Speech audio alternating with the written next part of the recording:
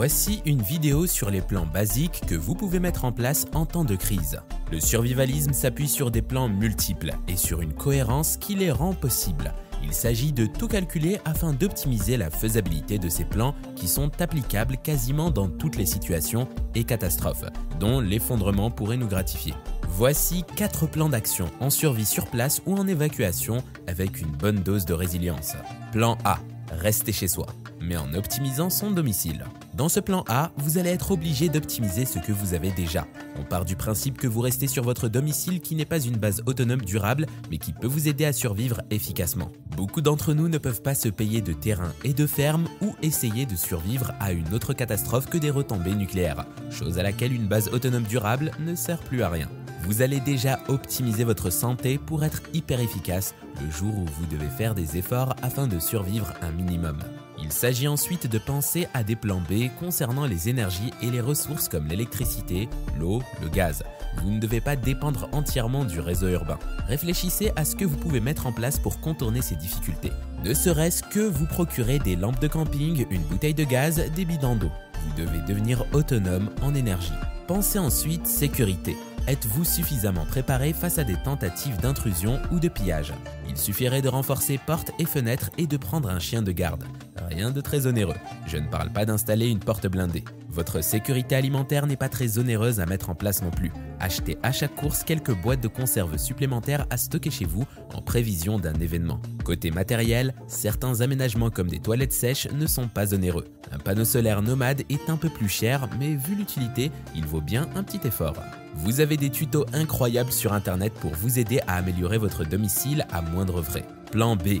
Évacuer chez des proches. Nous l'avons vu dans plusieurs vidéos. Il y a de multiples raisons pour évacuer et parfois on n'a nulle part où aller. Soit on fait du camping dans sa voiture, loin de la catastrophe, soit on se replie chez quelqu'un de confiance. Le scénario le plus réaliste vous mènera dans votre famille ou chez des amis de grande confiance. Ce plan B peut être multiple. Vous pouvez avoir plusieurs destinations pour votre évacuation chez des gens de confiance et il faut avoir réellement une grande confiance pour se replier hors de chez soi dans un contexte de catastrophe ayant perturbé toute la société, ayant jeté sur les routes des millions de personnes affolées. On imagine que vous êtes vous-même dans un stress maximal et que vous êtes parti en famille avec vos sacs d'évacuation, un jerrycan d'essence et une adresse à atteindre. L'intérêt d'avoir plusieurs plans B, c'est aussi anticiper des problèmes liés à l'état de la route, des barrages et des points de contrôle. Ce plan B ne sera peut-être pas réalisable en voiture. Élargissez vos possibilités avec d'autres transports et à pied. Si votre objectif se trouve à une distance raisonnable de chez vous pour être fait à pied, entraînez votre famille à cette randonnée pour tester et éprouver votre itinéraire.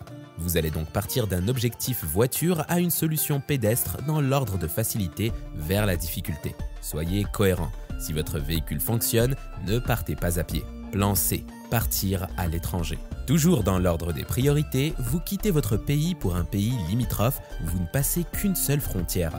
A noter que cette solution ne se fera qu'en cas de danger extrême de type menace nucléaire et à condition que le pays visé veuille bien vous accueillir. Il serait regrettable de se faire refouler à la frontière alors que vous venez de tracer sur quelques centaines de kilomètres pour trouver une sûreté dans un autre pays où la menace est moins présente. Dans l'ordre des priorités toujours, vous voulez atteindre un autre pays en passant plusieurs frontières, que ce soit en voiture ou en car ou en avion. Ce sera plus difficile dans les conditions d'accès. Ceux qui voyagent régulièrement savent que certains pays demandent des visas, un formulaire dont le recueil et l'acceptation prend du temps et certains pays refusent aussi certaines nationalités sur leur sol. On part du principe que les vols sont possibles et que les vols ne sont pas bondés. En dernier lieu, vous partez à l'étranger, à l'autre bout du monde, avec encore plus de restrictions et de paperasse pour y arriver, et en comptant en plus sur le fait que vous n'avez pas prévu votre voyage et que l'organisation s'est faite au dernier moment dans une ambiance d'urgence absolue. Plan D. S'adapter si rien d'autre n'est possible. Arrivé à ce niveau-là, soit vous n'avez rien préparé, soit vous êtes dépassé par les événements, soit la catastrophe en cours a bouleversé tous vos autres plans. Il ne reste plus qu'à déployer votre capacité d'adaptation et à vous préparer à utiliser toutes vos compétences pour faire face à la situation. Si l'événement est une attaque nucléaire imminente, on peut parier que vous n'allez pas rester chez vous dans une zone à risque. Vous décidez donc d'évacuer dans la nature. Vous avez des compétences en bushcraft ? Tant mieux, car c'est ce qui vous attend. Bien qu'une évacuation dans la nature soit une mauvaise idée face à un risque nucléaire, on est d'accord que vous le faites pour quitter une zone à risque uniquement et parce que vous n'avez pas de bunker chez vous.